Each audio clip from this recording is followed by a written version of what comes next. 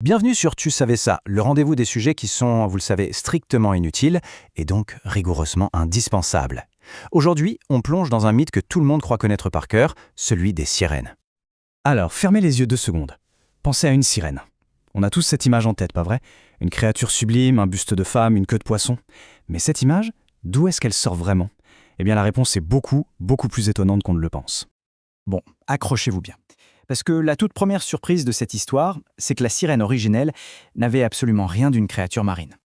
Et oui, dans la Grèce antique, et en particulier dans la fameuse Odyssée d'Homère, les sirènes étaient des femmes à corps d'oiseaux, des créatures hybrides qui vivaient sur des falaises.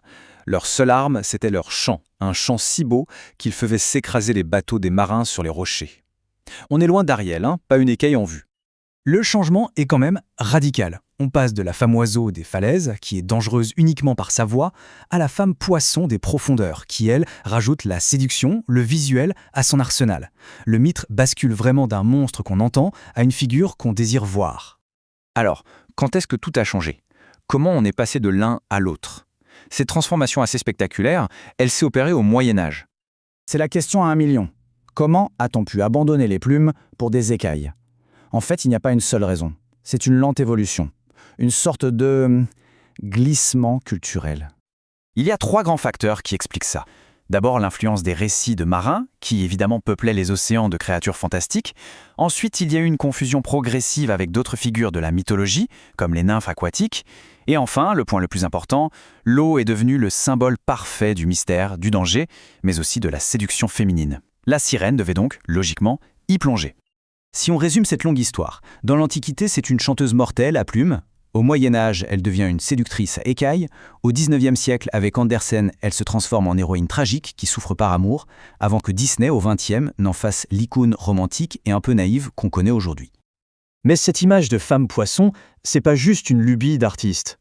Elle porte en elle un symbole très fort et une explication possible beaucoup plus terre-à-terre. Symboliquement, la queue de poisson, c'est une idée de génie. Elle place la sirène entre 2 mondes. Le buste de femme, c'est la beauté, la séduction, c'est ce qu'on peut approcher. Mais la queue, elle, appartient à l'océan, un monde inconnu, mystérieux, dangereux, inaccessible. Elle incarne à la fois la fascination et la peur des marins face à la mer. Et voilà l'explication la plus pragmatique, la moins glamour, mais peut-être la plus drôle. Certains historiens pensent que tout ce mythe pourrait venir d'observations bien réelles.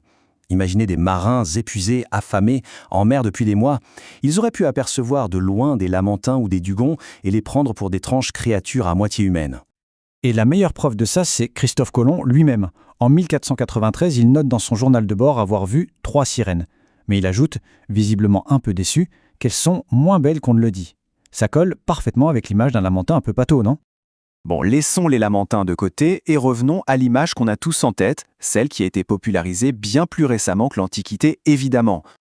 La touche finale, le polissage de cette image, vient de 2 œuvres majeures. D'abord, le conte d'Andersen, qui est incroyablement triste et tragique. Et puis, bien sûr, sa version par Disney, beaucoup plus douce, beaucoup plus romantique, qui a définitivement fixé l'image de la sirène dans la culture populaire mondiale. Allez, pour finir, comme on aime bien le faire ici, quelques détails rigoureusement indispensables juste pour le plaisir. D'abord, le mot sirène lui-même. Ça vient du grec séirène, qui veut dire attaché, enchaîné. Ça fait directement référence au pouvoir de leur chant qui enchaînait les marins à un destin funeste. C'est quand même plus sombre que la petite chansonnette de Polochon. Et oui, ce logo qu'on voit partout, ce n'est pas juste une sirène, c'est une mélusine, une sirène à 2 queues, une figure tout droit sortie des gravures du Moyen-Âge. La preuve que ce savoir qu'on pense inutile est en fait sous nos yeux tous les jours. Et pour montrer que cette fascination n'est pas qu'occidentale, au Japon, il y a la ninjo. C'est aussi une créature mi-femme, mi-poisson, mais avec un petit truc en plus.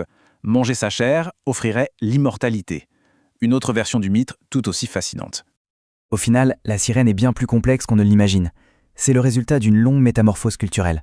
Les plumes d'un monstre antique ont lentement laissé la place aux écailles d'une icône romantique. La femme poisson a donc toujours un peu de l'oiseau en elle.